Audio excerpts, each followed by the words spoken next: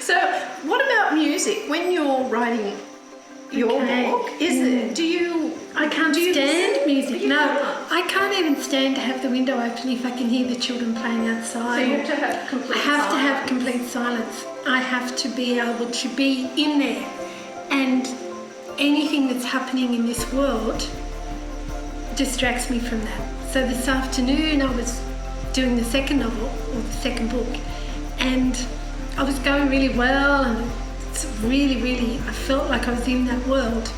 And then one of the children outside and I had to put my fingers in my ears so I could focus.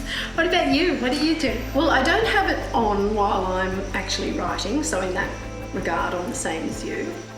But every time I get in the car or when I'm not writing, I like listening to the one band. So I choose a particular group or artist to listen to for the whole of that book. So in my last book, A Daughter's Choice, I listened to Lady Gaga and nothing else for the whole time I wrote it.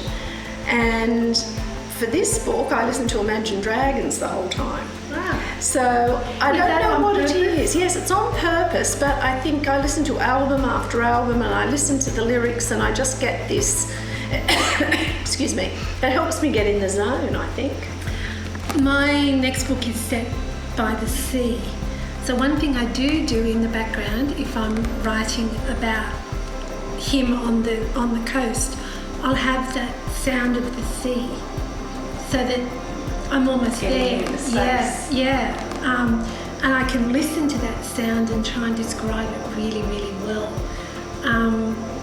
So that is one thing I do. The other thing I do is I look at photographs, or I try to go to the place. So here, the last section, because it's in 3 sections, the last section is in New Guinea, and I was there very recently for this section, and I think that's the section that comes up the best because I'm there and I'm really in it.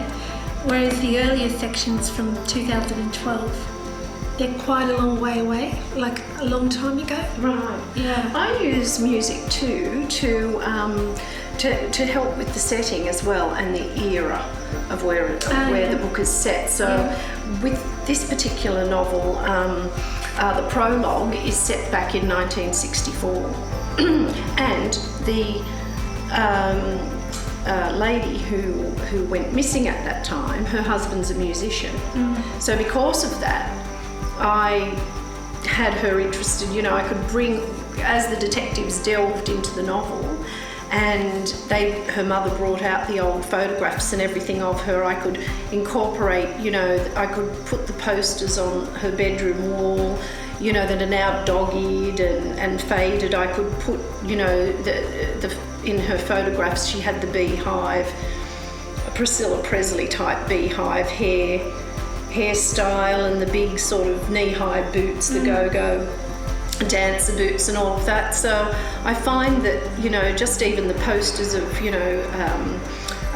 Buddy Holly and the Everly Brothers and the Beatles and all of that on her wall, it just helps set that as well as the setting, but it helps, just ground it in that particular era. And even in the story when it's happening in 2019, just the banter between my 2 detectives, the band who have returned again to Charlotte Pass, are unpacking all their musical equipment and everything, and they're talking about, have you ever heard that those guys play? They play at Marble Bar in Sydney. They play some sort of jazz fusion, and my kind of tall, dark and serious detective sergeant sort of says, no, the Chili Peppers are more my jam, and then I bring it in a bit more that when he's driving, he's listening to an audiobook.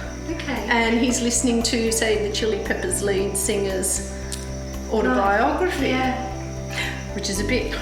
I've read that book, Scar Tissue. It's a bit, it's right out there. But I put that in a book, and I think that also helps set the scene as well, and ground you in the era, which era you're in. So yeah, I think music helps me a lot.